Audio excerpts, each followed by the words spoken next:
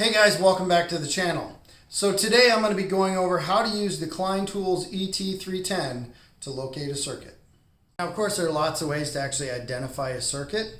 I would just say this tool right here has been one of the more efficient and easier ways I found over the years. It has the capability to actually identify an outlet circuit here as well as a light circuit, which is nice.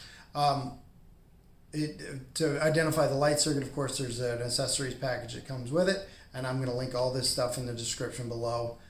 It's definitely not really that expensive, and you use it more than you think.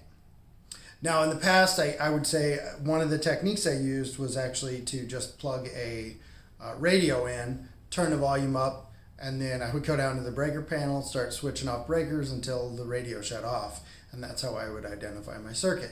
Now that of course is not the most efficient or quickest technique, but it did work. I think we've all come up with stuff like that, so if you have other things that you've done in the past or still do, make sure you let me know in the comment section below. I think they're kind of cool, interesting ways. I never did find a good way to find a light circuit, so if you have an idea on that one, let me know too. Alright, so first we're just going to identify a circuit with an outlet on it. Now this is not battery powered, so this will need to be an active circuit.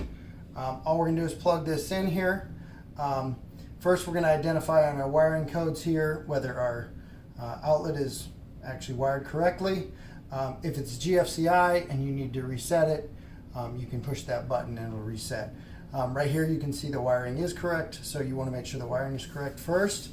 And then what we're going to do is we're just going to leave that there, and we're going to go to our panel. Alright, so to locate our circuit, what we're going to do is just going to turn it on here, and you'll see the beeping there. And then what we're going to do is we're going to let the receiver learn the panel. So we're just going to go all the way down all the breakers here.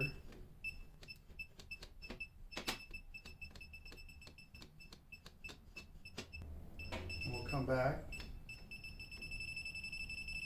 And that's how we know where our breaker's at.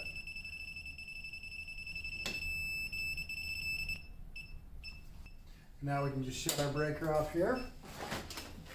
Alright, so now we'll just go back to our transmitter here, and we can see that the lights are now off, and that means we've tripped the right breaker. Alright, so the next thing I'm going to go over is how to identify a circuit with a light on it. Now, this is part of the accessories kit, again linked below, and you'll need this as well. But first we're just going to take the light out here. You may want to turn the lights off to do this. But again, this needs to be an active circuit. We're going to take our what looks like a adapter for the outlet here. We're just going to screw this in here.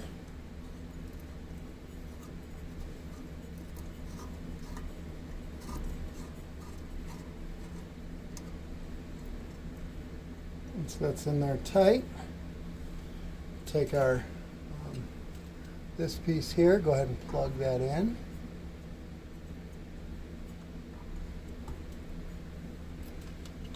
Then we're going to take our transceiver here, and we'll go ahead and plug this in.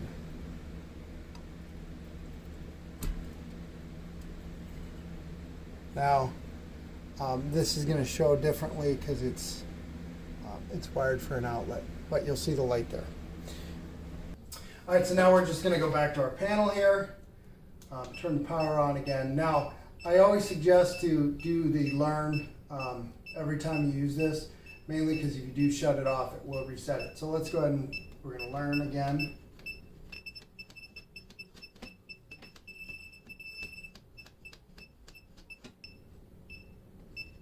Now we're going to find it.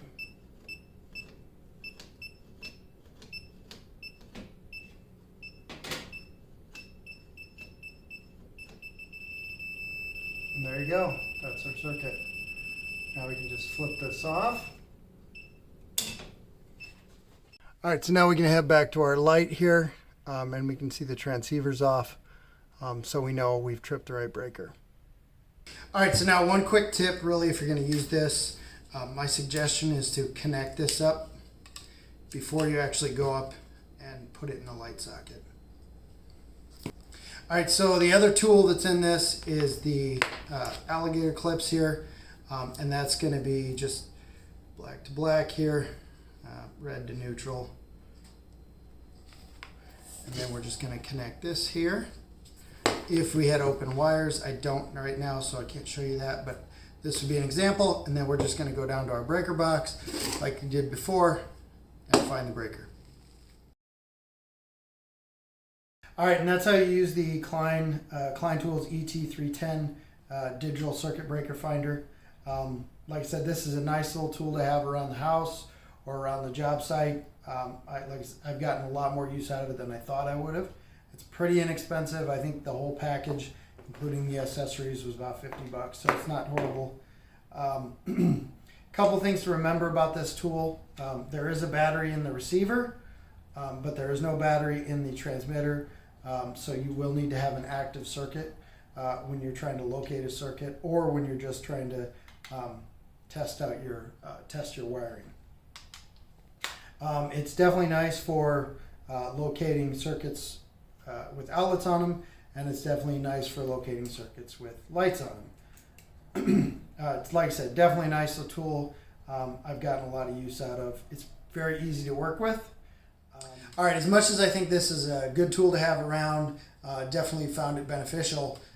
There are a couple things that kind of bother me a little bit. Now, I'm not an electrician, so these may not be able to be changed. I really don't know. They're just things that I kind of find annoying sometimes. When you turn this thing on and go to a panel, you do have to go up and down the panel to learn the panel at least once. And you need to do that every time you go to a different panel. That also includes if you turn this off and turn it back on. You're best learning the panel every time. Now, like I said, I'm not an electrician. I don't know if that can be changed or not. That I don't know. The other thing is that for the socket adapter for the light socket, it's only a 2-prong versus a 3-prong. Now I understand not all lights are grounded, so I kind of get why that's that way, but it'd be nice if it were not, because clearly this you have to stick another adapter on it, which it'd be nice if you could just take this right into there. But really, those are a couple of small things, not really that big a deal, and I can get over them. But if you know why they're that way, go ahead and let me know in the comment section. I'm always happy to learn something new. But that's pretty much my thoughts on it. Like I said, it's a pretty good tool overall, and I'm definitely glad I bought this.